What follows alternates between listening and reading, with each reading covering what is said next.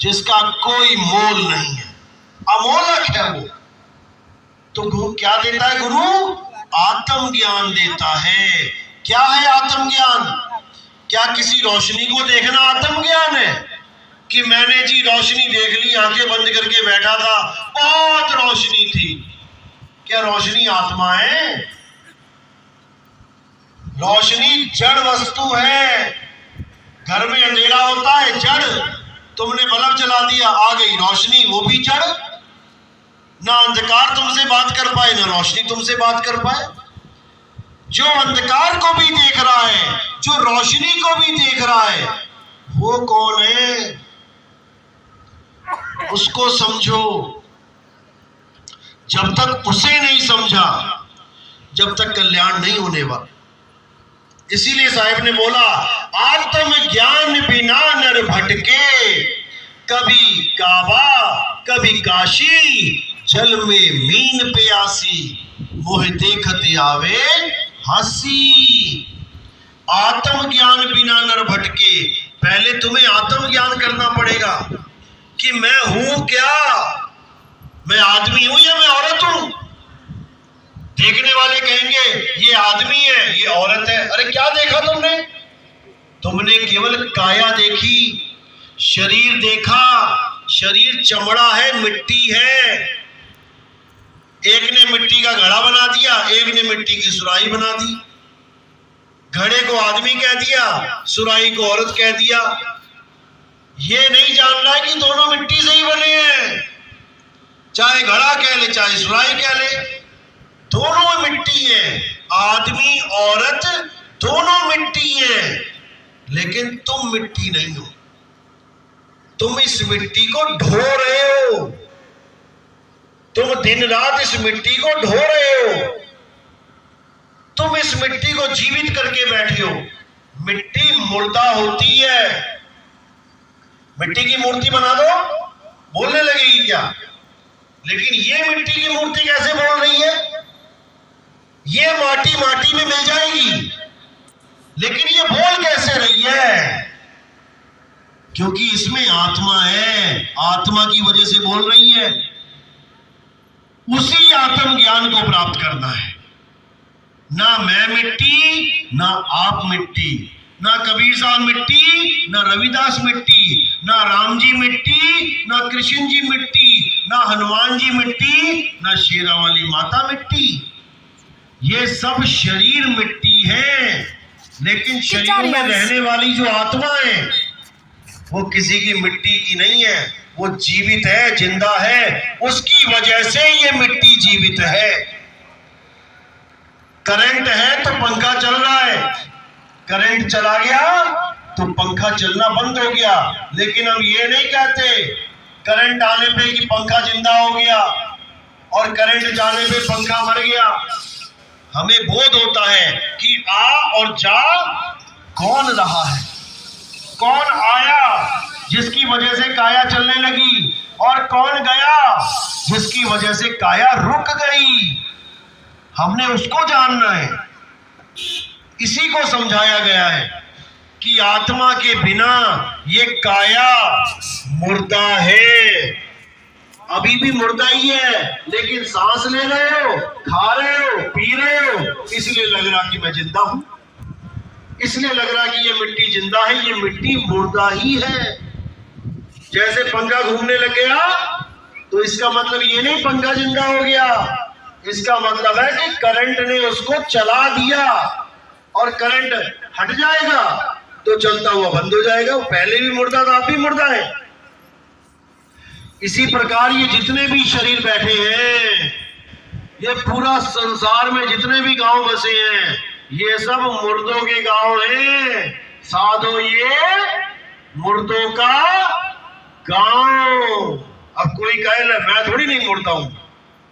अरे जब तक तुम अपने आप को शरीर समझ रहे हो, तुम मुर्दा भी हो जाओगे। कहते हो कि नहीं, डॉक्टर साहब मुझे बचा लो, मैं मर रहा हूं। तो मरने के बाद मुर्दा ही तो होगे, लेकिन तुम मुर्दा नहीं हो। तुम आत्मदेव हो भाई, आत्मा हो तुम, लेकिन तुम शरीरों में आके जीव बने बैठे हो। अब ये जीव अवस्था को त्याग के अपनी आत्म अवस्था में आ जाता है। इसी को बोला है कोटि तो ब्रह्मा भय। क्यों भय? क्योंकि गलत भक्ति मिल गई। गलत भक्ति मिल जाएगी तो ब्रह्मा बन जाओगे। अरे कोटि तो ब्रह्मा भय, कोटि भय ईश, और साहिब तेरी बंदगी से जीव बने जगदीश। ना ब्रह्मा बनना है ना ईश यानी शिव बनना है। क्या बनना है? पीव, आत्म स्वरूप हो जाना है। फिर ना तो कोई तुम्हें जला पाए ना तुम्हें कोई काट पाए। कोई नरक नहीं, कोई स्वर्ग नहीं। नरक स्वर्ग दोनों से न्यारा, जानेगा कोई जाननहारा। फिर ऐसी अवस्था मिलेगी, ना नरकों में जाओगे ना स्वर्गों में जाओगे, ना सतलोक में जाओगे ना नरक लोक में, किसी लोक में नहीं, ना ब्रह्म लोक में ना शिवलोक में। फिर कहाँ रहोगे? अपने में आपे को पाया और संग की सहेली भेद बताया।